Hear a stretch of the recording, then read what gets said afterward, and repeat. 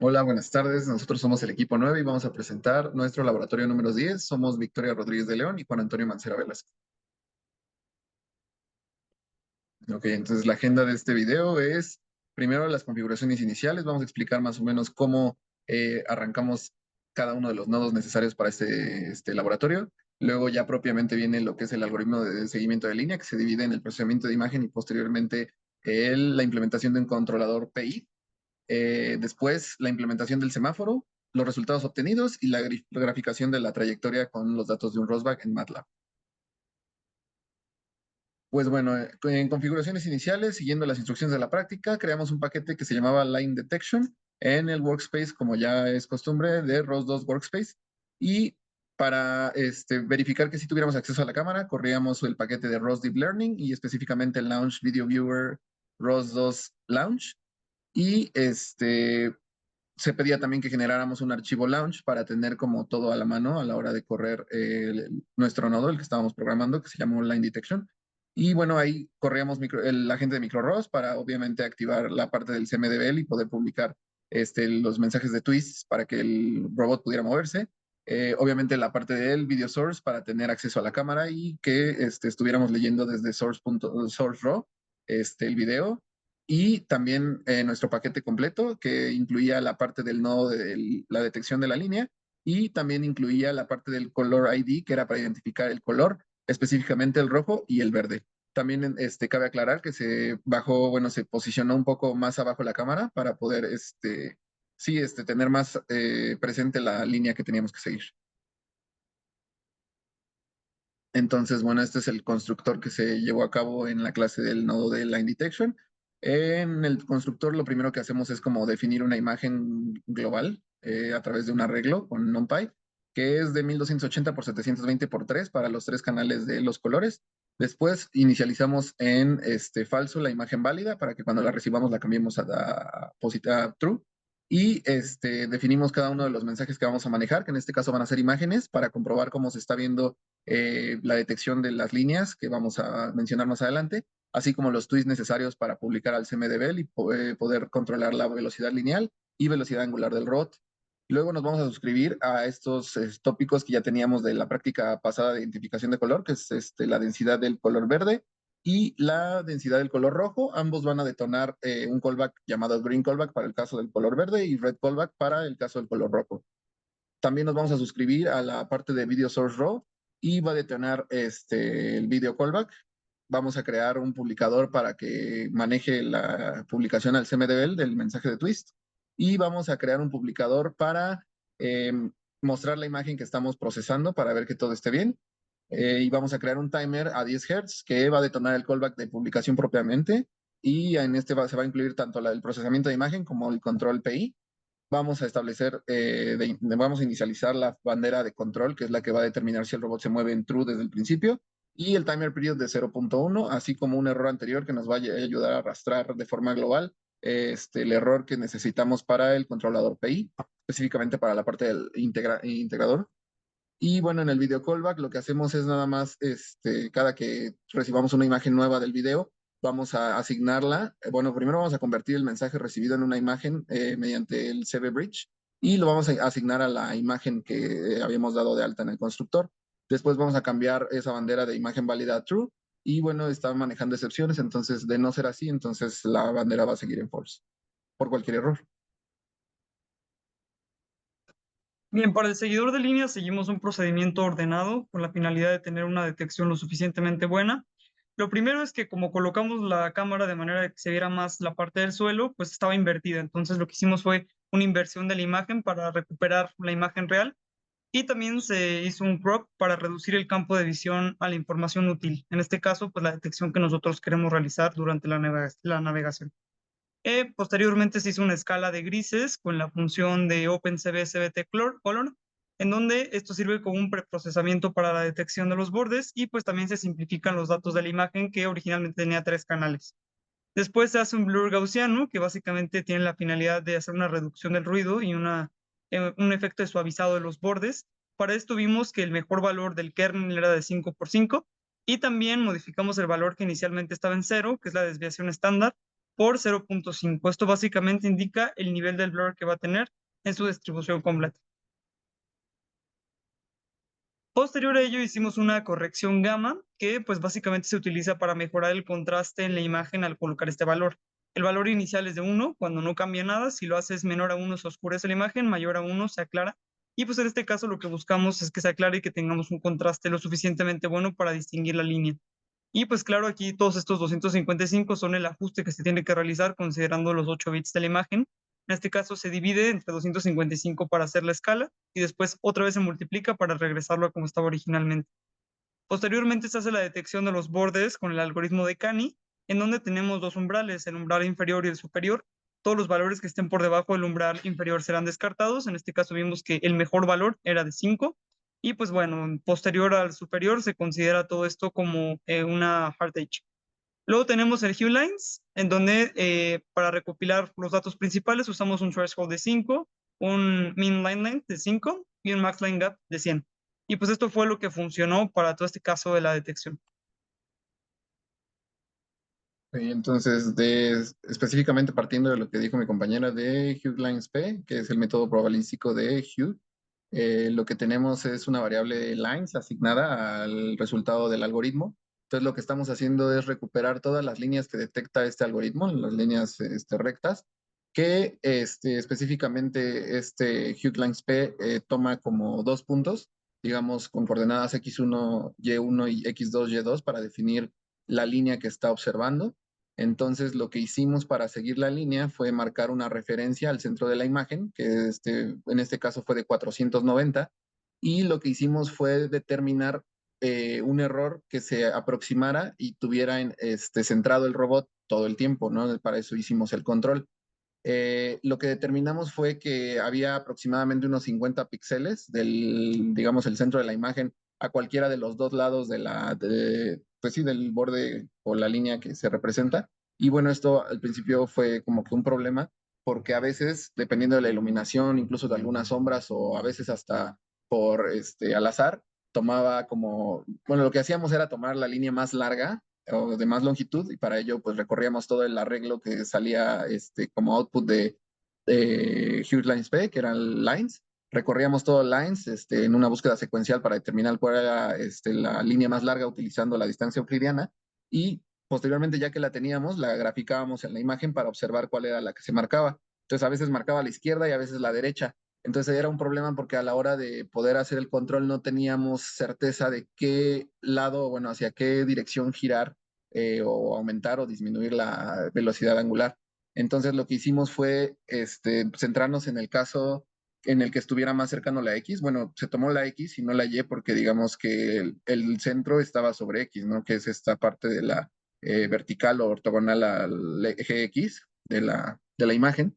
Entonces por eso manejamos X, pero hay veces que el algoritmo te daba X1, X2 y aquí X1 y X2. Entonces para generalizarlo lo que hicimos fue tomar o calcular el error usando la X que fuera más cercana. Entonces, lo que se preguntaba cada vez para calcular el error era si X1 era más cercana que X2 o si X2 era más cercana que X1.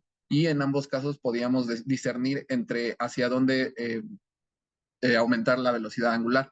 Entonces, eso era como para determinar hacia dónde debía girar el robot. Y otra cosa que teníamos que sortear también era la parte de cuando una línea era horizontal, que era el caso de los pasos peatonales, que es cuando teníamos que detener el robot. Y lo que hicimos fue calcular pues una pendiente. Esa pendiente se determinó que era horizontal si era menor o igual a 0.1. A partir de ahí cualquier cosa era tomada como la línea que debíamos seguir y entonces no deberíamos parar el robot. Sin embargo, este filtro no fue suficiente porque hay veces que sobre la marcha, digamos, cuando tenía enfrente la línea que tenía que seguir, hay veces que detectaba una línea horizontal y se detenía. Entonces había que todavía como que agregarle otro filtro para poder hacer que funcionara. Entonces este filtro fue y se observó que cuando llega a la parte de los pasos peatonales, lo que genera son muchas más líneas, o bueno, detecta muchas más líneas el algoritmo probabilístico de Hughes Lines, y lo que hicimos fue determinar hasta qué punto una trayectoria normal siguiendo la línea, o sea, cuántas líneas detectaba. Entonces era una diferencia pues considerable, porque cuando veía líneas en la parte de el paso peatonal, sobre todo con los parámetros que se calcularon, bueno, que ya se expresaron atrás, en la parte del max gap y del mean length lives, algo así, pues se vio que se marcaban muchas más líneas en la parte donde los segmentos de recta formaban el paso peatonal. Entonces ahí se observaban en promedio unas 600 líneas y cuando iba sobre el carril o bueno, siguiendo la línea, nada más se consideraban unas 200. Entonces la condición de parada era que si había una línea horizontal frente al robot y además se observaban más de 570 líneas, por ejemplo, entonces era seguro que era un paso peatonal y debía detenerse. En caso contrario, pues debería seguir la línea porque no se tenía ni siquiera una línea horizontal, sino más bien era algo más vertical. Bueno, ya después para implementar el controlador, lo que se hizo primero fue implementar un controlador simple, un controlador tipo P, en el que nada más teníamos que calcular la ganancia KP y pues multiplicar por el error, que era, digamos, la referencia menos la distancia X que habíamos discernido si era X1 o X2. Sin embargo, lo probamos muchas veces y nunca logramos sintonizarlo para que todas las veces que lo ejecutáramos pudiera dar bien las curvas. Entonces, lo que veíamos es que cuando llegaba a la curva estaba oscilando demasiado, entonces al dar vuelta perdía la referencia. Entonces, nos acercamos más por el método pues, de PI para tener una parte integral. Esa parte integral lo que iba a hacer era disminuir estas oscilaciones, ya que pues, reduce el error de estado estacionario. Y lo que queríamos era ver si podía tomar la curva en el momento en el que gira de una mejor forma para no perderla. Y así fue, estuvimos haciendo distintas pruebas y bueno, los valores seleccionados para KI fue el que aparece ahí, 0.00009 y para KP 0.0001. Y bueno, el TS que se ocupó es el del callback que detonábamos cada 0.1 segundos y nada más eso se ponía a la salida de la velocidad angular, se asignaba al mensaje de twist en la parte de Angular Z y se tenía una velocidad lineal en X constante y se publicaba al CMDB. Entonces eso es lo que hacía que el robot se moviera y diera los giros necesarios para mantener la línea. Bien, para la implementación del semáforo, continuamos con lo que habíamos hecho en la práctica pasada del Color ID, en donde habíamos generado una paleta de colores para identificar las diferentes tonalidades, que en este caso las que se rescataron fueron la color verde y color rojo. Entonces, pues bueno, esto es básicamente la transformación de RGB a HSV, demás, se hace la identificación y el caso de aplicación que tuvimos aquí fue el que detectara en caso de que pues, pusiéramos algún objeto verde o para las pruebas que nosotros hicimos una imagen con el color verde. Entonces, lo que estamos tomando de aquí es la parte de la densidad y pues aquí se pueden ver los callbacks que nosotros seguimos para todo este proceso. Igual aquí se hace una evaluación de message data y ahí es donde se activa una bandera para todo el proceso. Ok, este es un pequeño resumen del algoritmo que ejecutamos. Entonces, todo dentro del publisher callback estaba dado por un manejo de excepciones. Si había un error en la hora de procesar la imagen, pues se detenía y si no, pues continuaba. Si teníamos una imagen válida, resultado de haberla leído en el video callback, entonces proseguía el proceso. Si no, entonces se dejaba. Y por último, se preguntaba por esta bandera que mencionaba mi compañera, que es la que básicamente controlaba la ejecución de todo. Que si el verde estaba seleccionado, bueno, en este caso esa bandera empezaba en verdadero, se iba a hacer el proceso, el procesamiento de la imagen y posterior control. Pero si por alguna razón se le había atravesado algo de color rojo que fuera superior a la densidad de 15%, entonces, bueno, la bandera estaba en false y no podía ya hacer ningún tipo de procedimiento, tenía que mostrársele o especificársele un color verde. Entonces, después de la flag, lo que hacíamos era procesar la imagen, que como ya lo describió mi compañera, ahí está. Aquí viene la parte de max length, que es con lo que estamos viendo cuál es la línea más larga. Luego el número de líneas, que también es importante, como ya mencionaba para este algoritmo. Hacíamos una búsqueda secuencial tomando la distancia euclidiana para saber cuál era la más larga y después recuperábamos cada uno de los puntos X1, X2, Y1, Y2 para esa línea o cómo se definía esa línea y dibujábamos la línea en la imagen. Después lo que hacíamos era pues calcular la pendiente. Para que fuera un poco más visual, lo que hicimos fue restarle a Y2 y a Y1, bueno, más bien a 320 restarle Y2 y Y1 para tener bien la escala, digamos, porque como inicia, digamos, desde la esquina superior izquierda, 0 en Y y va disminuyendo, o bueno, a medida que vas bajando vas aumentando, para no tener esa complicación geométrica y fuera como un poco más amigable, lo que hicimos fue ajustarlo y tomamos la pendiente para que tuviera el sentido que siempre buscamos a nivel geométrico, ¿no? Que la pendiente sea positiva así y que sea negativa al revés. Después veíamos si esa pendiente era en valor absoluto menor que 0.1 y que el número de líneas fuera mayor o igual que 570. Esto quería decir que entonces este, teníamos la posibilidad de hacer el control, ¿no? O bueno, que si esto no pasaba, teníamos la posibilidad de hacer el control. Si sí pasaba, entonces quería decir que estábamos frente a las líneas de peatonales y pues ponía la bandera false y ya seguía por ahí el camino, ¿no? Publicaba la imagen con la línea dibujada y ya terminaba ahí el procedimiento. Si no, bueno, entonces había que determinar cuál era la distancia más corta, si la de X2 o la de X1, y dependiendo de eso, era de qué lado nos estábamos aproximando, si del lado izquierdo de la franja o del lado derecho. Entonces, después de ahí verificábamos esta parte de que el error no debía sobrepasar este rango de 50 y 50. Si lo sobrepasaba, entonces necesitaba hacer el control para lo que se asignaba a un angular speed, la parte del controlador PI que ya mencionamos, y si no necesitaba hacerse ese control, bueno, entonces la Angular Z era 0, y finalmente después de evaluar estos dos casos, tanto si era del lado izquierdo o del lado derecho, se publicaba ya con el mensaje de la parte lineal en X constante a 0.042 metros sobre segundo. Esto se publicaba ya completo al CMDBL y era lo que hacía que el robot se moviera en forma lineal o ajustara su trayectoria para dar vueltas o ajustar a su posición de acuerdo a cómo venía oscilando. Bien, pasando a la sección de resultados, aquí tenemos algunos ejemplos de cómo funcionó toda esta navegación. Es un caso de línea recta. Se puede ver pues justo cómo se está realizando el ajuste. Aquí hay una comprobación de que efectivamente el haber agregado la parte integral en nuestro control fue algo positivo. En principio tenían oscilaciones a nivel de que se perdía el robot. En este caso, pues tenemos la navegación a curva y podemos ver cómo la línea se va ajustando a este movimiento, lo que es muy importante, ya que indica que pues no solo es para casos en línea recta, ¿no? Igual aquí podemos ver cómo se van imprimiendo el número de líneas que se van detectando. Y vamos a ver un tercer caso, que es justo cuando se coloca el color verde. Este originalmente estaba en un paso peatonal que, por como explicó mi compañero, se hace la detección para que el robot se detenga, se publica el comando ve los valores en cero. Entonces, aquí en el semáforo verde lo que estamos haciendo es pues, provocar que el robot avance nuevamente. En el caso del color rojo, pues también se tuvo una detección exitosa. Ahorita lo vamos a ver en una implementación completa. Entonces, se puede ver aquí cómo se le colocó el color verde y pues va siguiendo la línea. Los puntos críticos pues, son cuando da la vuelta de estas curvas. Algo que observamos también es que es muy importante lo que nosotros tenemos como condiciones de la pista.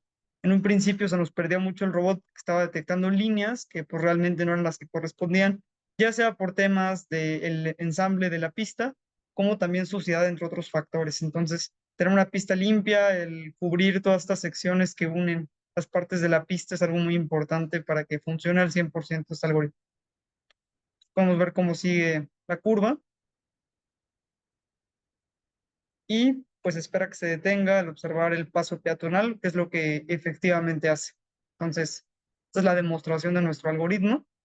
Podemos ver, pues básicamente que los valores que se declararon, tanto el del kernel para el filtro que se utilizó, como los valores de Cani, el umbral, al final todo en conjunto permitió tener una implementación exitosa. Y pues aquí podemos ver la graficación de la trayectoria en MATLAB. Se estuvieron guardando en Rosbach los valores a partir de la odometría, son la posición en X y en Y. Y pues podemos ver que se ve un poco abierto, pero pues tiene sentido por la posición donde terminó el robot. En general se puede llegar a distinguir perfectamente bien la forma del circuito, que pues es cuadrado, entonces esa es la demostración básicamente. Eso sería todo, muchas gracias.